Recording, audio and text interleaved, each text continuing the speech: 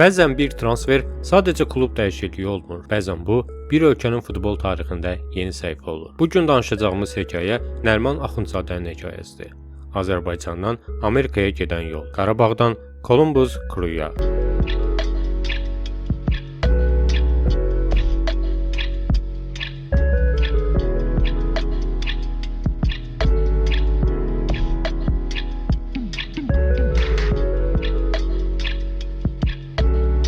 Əslən Lənkərandan olan Nəriman Axundzadə 23 aprel 2004-cü ildə Bakıdan anadan olub. Axundovlar ailəsinin son beşiyi olan Nərimanın futbol karyerası Xəzər Lənkəran klubundan başlayıb. 12-13 yaşından isə Qarabağın aşağı yaş qruplarında futbol fəaliyyətini davam etdirib. Atası onun haqqında belə demişdi: 12 yaşından Nəriman Bakıda qalır. Ata-ana nəvazişi görməyib. O yaşda gəlib Qarabağda uşaqların içinə düşdü. İmkanım olmadı ki, Bakıda ev tutum. Anasının yanında qalsın. Yeməyini yesin, rahat yerdə yatsın. 8 yaşında Xəzər Lənkəranda futbola gedib. Onda Xəzərdə ən balaca yaş qrupu 10 yaş idi. Tural Bayramovun olduğu qrup. Nəriman da onlarla məşq edirdi. Həmişə yaşıdlarından böyüklərlə oynayıb. Qarabağda da hər zaman özündən 2 yaş böyük uşaqlarla oynayıb. Xəzər Lənkəran dağılandan sonra tək Nəriman yox, çox sayda uşağı Rəşad Sadıqov Qarabağın akademiyasına yoxlanış apardı. Arasında Tural Bayramov da var idi. Əslində Qarabağda Nərimana qalmağa yer vermirdilər. Çünki Nərimanın yaşında uşaqların qalmağına yer yox idi. Amma istedadına görə Rəşad Sadıqovun təşəbbüsü ilə orada saxladılar və yer verdilər. Futbolçunun əmisi isə onun haqqında maraqlı məlumat paylaşıb. Çətin şəraitdə ailəsindən uzaqda keçən uşaqlığı və ağır zədə alsa belə yenidən futbola qayıdıb. Hədəflərinin arxası ilə gedib. Bir çoxları tənqid edirdi. Tənqidlərin bir qismində haqlı idilər. Özüm də yaxın olaraq tənqid etmişəm. Günü idman, xarici dil öyrənmək və fərqli sahələrdən kitablar oxumaqla keçir. Bəzən olur, aramızda oxuduğumuz kitablar haqqında müzakirələr də aparırıq. Nəriman Axundzadə 2016-cı ildən, yəni 12 yaşından Qarabağın 6 yaşlarına qoşulub. O 2022-ci ilin oktyabrın 30-da Şamaxı ilə oyunda Qarabağın heyətində debüt oyununa çıxır. Bu 4 il ərzində o, Qarabağın heyətində 127 oyuna çıxır. Bu oyunlarda 35 gol vurur, 17 asist edir. Qarabağla 3 dəfə Azərbaycan çempionatının, bir dəfə isə kubokun qalibi olur. Nərimanın karyerasında və həyatında əsas dönüş nöqtəsi yaxın illərə təsadüf edir. 2024-cü ildə Avropa Liqasının play-off mərhələsində Braqa ilə keçirilən oyunlara. Bu oyunda Qarabağ səfərdə Braqanı 2-4 hesabı ilə məğlub edir. Oyunun son dəqiqələrində qapıcı ilə üz-üzə qalan Nəriman cütün taleyini erkən həll edə bilərdi. Amma təcrübəsizliyi ona bunu etməyə mane olur. Oyundan sonra bu epizod çox müzakirə olunmağa başlayır.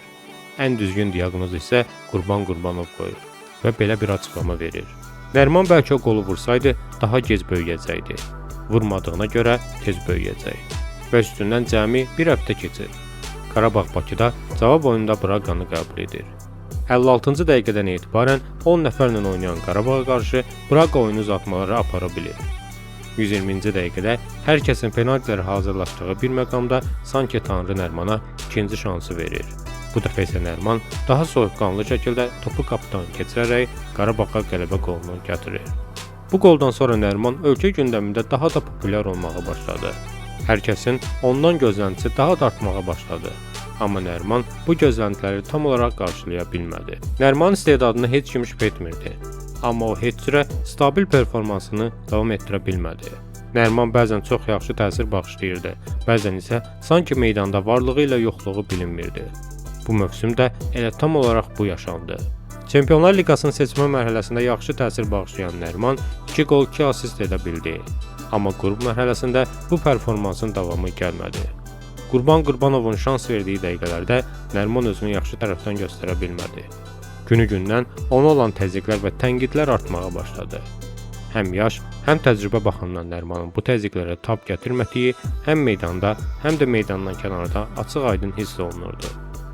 Mütəmadi olaraq Qurban müəllimə klubdan ayrılmaq istədiyini gizlətmirdi. Qurban müəllim isə onun getməyinə qarşı idi və Nərimanın ona lazım olduğunu bildirirdi.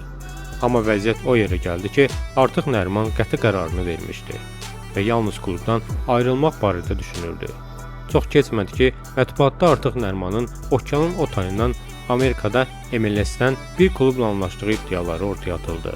Əvvəlcə bu klubun Orlando City olduğu deyilsə də, daha sonra Nərimanın Columbus Crew klubuna keçəcəyi bəlli oldu. MLS klubu bu keçid üçün Qarabağa 2,5 milyon avro pul ödədi.